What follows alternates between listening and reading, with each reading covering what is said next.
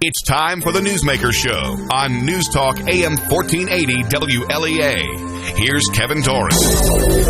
Well, it's Thursday. That means Dr. Chris Koff, University of Colorado in Boulder, is my guest today. Chris, Rush Limbaugh, he brought up an interesting point the other day that comedians and others will do smear campaigns if it fits their agenda.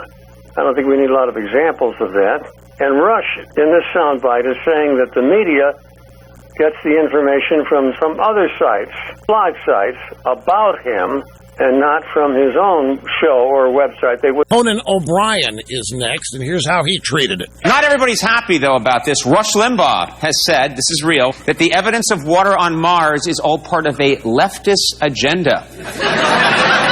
That's what Rush Limbaugh said. Here it is from Media Matters for America. This was posted back on September 28th. After NASA announces it found water on Mars, Rush Limbaugh says it's part of a climate change conspiracy. And that's where NPR and Conan and Wilmore got their material to write the jokes. They didn't check my website. They didn't call to find out if Media Matters got me correct at all. And so but you see, the reason they're happy to do it, the reason they're happy to misquote me, folks, is what they're really trying to do is continue the lie that conservatives are anti-science. That is one of the agenda items, in fact, that the left is constantly pushing. And the reality of that is that we are actually opposing phony science. Is that a valid point, Chris? Yeah, I think it's absolutely correct. They know that we've stopped reading their deceptive newspapers and all the rest of it, but we'll still turn on a comedy show. We'll still watch, the late night guy do his monologue. And this is also true of Jon Stewart when he was on the air. And so this is one of the ways they promote their agenda. There's still, most Americans think that Sarah Palin said that she could see Russia from her backyard, which was a routine on Saturday Night Live.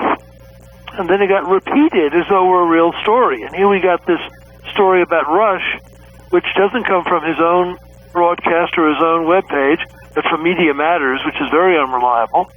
And you just keep on joking about it until it finally becomes the accepted version. It's repeated over and over. And then if you actually do get stuck on some program where someone brings up the truth, you say, well, I'm just a comedian. I'm just joking. Don't you have a sense of humor? That's what Jon Stewart would always do. And we know that Jon Stewart met regularly with President Obama to plan his strategy, things he was going to go over and make fun of on his show, which came out at the end when the president actually came on the show and revealed it. And it turns out that Stewart was never just a comedian looking for funny things. He was always a propagandist for the regime, attacking the regime's enemies. Well, as you know, John Boehner is getting out as the House Speaker, but he did not leave without slamming his two biggest on-air opponents, Rush Limbaugh and Sean Hannity, without actually naming them. Boehner went after the two announcers in the following way.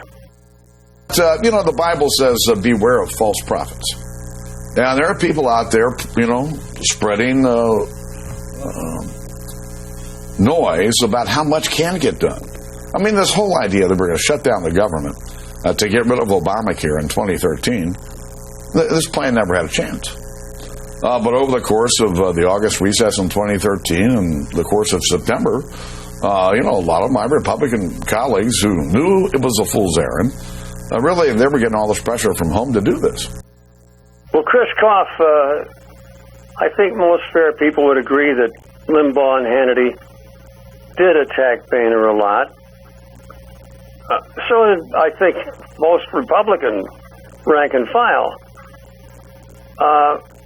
It's no big surprise that Boehner would take a swipe at them as he's leaving the door. Is Boehner right or wrong to say that Limbaugh and Hannity were wrong about him? I mean, I hate to sound like an academic here. Boehner did not always get credit for things that he did well. He got the Bush tax cuts confirmed for 99% of the American people.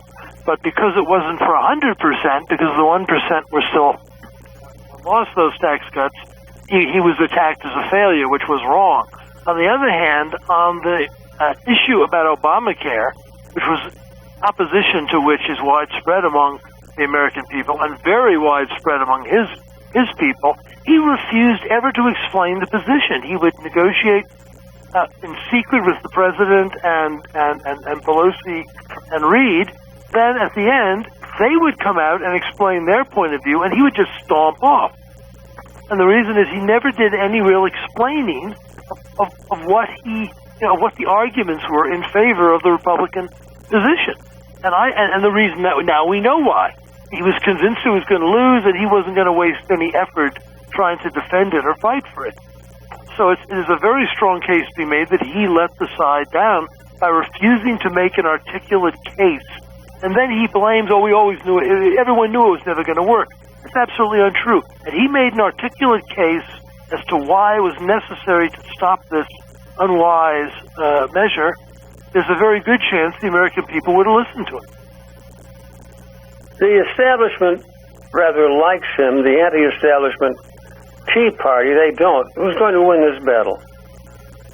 Well, the fact that he resigned shows that the establishment still thinks they can get us to vote for them, even though they really side with the other side and despise us and call us crazies and all the rest of it. But I mean, the Trump candidacy is showing the establishment that there are people who can make a strong case for traditional values and for policies that are in the interest of our people, including on immigration, including on trade, including on taxes, and that we don't need them, and they're very unhappy about this. Now, Rand Paul, senator from Kentucky, is currently on a bit of a crusade against Ted Cruz, even though the two of them believe many of the same things. But he says that Cruz has been making too many enemies, and that Cruz is wrong to be so vocal in his criticisms, and it's also, he says, a violation of Senate rules. What's your take on all of that? Well, there's no question that Cruz is frustrated by McConnell giving in to the president on point after point. And the majorities were given to the Republicans first in the House and now in the Senate in order to stop the president overplaying. And instead, nothing was done about the amnesty, which all Republicans agree is unconstitutional. Nothing was done to modify Obamacare. There are a lot of modifications that could be made without overturning the whole thing. And then the president was given fast-track authority to negotiate a global free trade agreement, the Trans-Pacific Partnership, and the Congress gave up its constitutional duty to be in charge of commerce with foreign nations. It's one of the powers given them in the Constitution. And how was this even a sane thing to do? And no concessions were got from the president. There were no compromises worked out. O'Connell and Boehner simply handed to the president fast-track authority for a trade agreement very comparable to NAFTA, but including a good deal of Asia, although not China. And I think quite correctly they are frustrated. What finally drove Cruz over the edge was that the Republicans did stop something called the Import-Export Bank, which was used to buy the products of very large companies overseas. And it was a case of crony capitalism. And the argument that the Republicans use is we can't denounce crony capitalism and then support it every time there's a vote. And ever since the conservatives basically stopped the renewal of the Import-Export Bank, McConnell has been working to get it back up again. And it's clear that the Republican donors, the 1%ers, all want it back again because it guarantees purchases from Boeing and GE overseas, paid for with taxpayer money. So it's great for them, but it isn't clear how it's good for anybody else, and how we can ever get rid of our deficits if we continue to spend our money giving it to large corporations. You know, I'm not sure everyone understands what crony capitalism is, so here's your chance to explain it. Crony capitalism means that the very large businesses pretend to be these rough, rugged competitors who make their way in the world by their hard work and their inventiveness, when in fact they have deals with the government to buy their products or to give them money. And these are otherwise successful businesses. That is, Boeing and GE are successful businesses, but they had a whole special part of the government that bought their products for foreign governments, and there was taxpayers' money used to buy their goods overseas, which means they didn't pay American business taxes on those sales. And as it's been pointed out over and over again, we have among the highest business taxes in the world. That's one of the things Donald Trump has been promising to change. By the way, another good example of crony capitalism, of course, is our friends, the leading abortion marketers, Planned Parenthood. These people have a very successful abortion business. I think the number I saw was a profit of $127 million in 2014, and yet we continue to give them $500,000 every year. And what do they do with it? They use it, of course, to strengthen their business. But they also... Their major business is abortion. They give it to Democrat candidates because Democrats are... They also, yes, of course, that is exactly right. The Congress gives Planned Parenthood, which is a very successful business. They do not need this money to do their business. And they use it, every single dime they contributed in the last election cycle went to Democrats. Not a single one went to Republicans. And then the next time around, we give them more money. So, I mean, this is double crony capitalism. Yeah. The Congress pays a successful business, and the successful business bribes the Congress. It's the perfect form of government. As they say, the best government money can buy. Well, I think Lou Dobbs made that statement, right? Yes. A new poll from Gallup out just recently says that 52% of Americans think that Congress is corrupt. What's the matter with the other 48? Exactly. Oh, they're not paying attention. Yeah. Oh, right. We have Dr. Chris Koff with us from Colorado, University of Colorado in Boulder, outside of Denver. And we're going to take a break. When I come back, I want to ask Dr. Koff, how come we all hate, or are supposed to hate, Assad, the president of Syria? Who made that call? We'll be back in just a moment.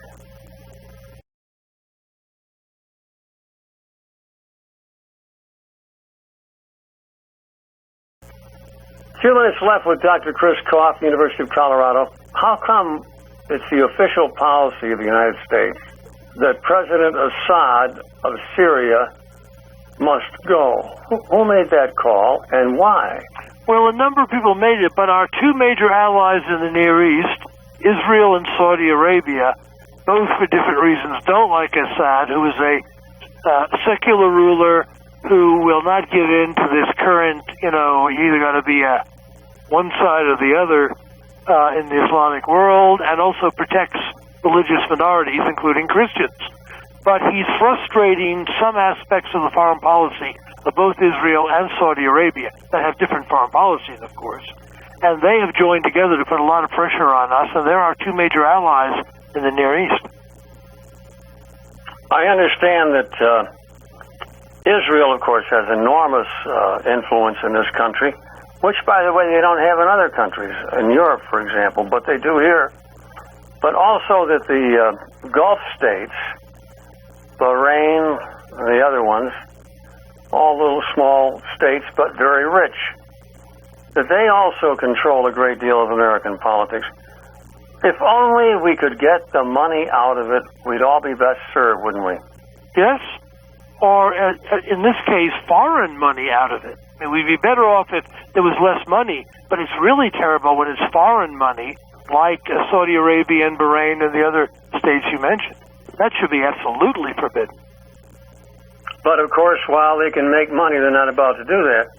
No, and of course they can invite former President Clinton to speak, and then they donate money to that wonderful charitable organization, the Clinton It all Family stinks, Fund. doesn't it? And then the Secretary of State of the United States, who it turned out for a number of years under President Obama, was married to former President Clinton, makes decisions in their favor. I'm telling you, it stinks so badly that I can see why the people want somebody honest for a change, like Ben Carson, Yep. maybe Carly Fiorina and Donald Trump. Yes. Somebody that can't be bought, or appears not to be able to be bought. I doubt if they could buy Carson. I'm not sure about Fiorina, but surely they could not buy Trump. No. That's what scares them about Trump. We're talking with Dr. Chris Koff, and I'm not sure I understood your answer on Assad. We all turned against Assad, if I heard you properly, because Saudi Arabia and Israel wanted him out of there for various reasons. Yes. Why should we do what they want? Why don't we do... Well, that, of course, we should do what we want. Yeah. And Charles de Gaulle notoriously said, nations don't have friends, nations have interests. Mm-hmm. We act as though these people are our friends. Excuse me, that's for human beings. You and I are friends. That's different. Nations don't have friends. Nations should be looking at what's best for the nation. And when we allow Israel and Saudi Arabia, for different reasons, by the way, to have undue influence on us about a country that is not threatening us, does not bother us, has done nothing to us, and in fact protects Christians inside their national boundaries, this is a terrible misunderstanding of what international politics should be. I read recently that Pope John Paul II, in the late 80s, early 90s, had some kind of a vision of what would happen if the United States invaded Iraq. And it's all come true. So that's why he was so vehement. Yes, he was very strongly opposed to it. Yes, he was. Right. The younger Bush, don't do it. Well, the younger Bush did it. And sadly, we've had terrible upset in the Middle East. Or as you say, the Near East. It's just been one thing after another. Every time we've intervened, things have gotten worse. They got worse in Iraq. They got worse in Libya. Syria is a mess.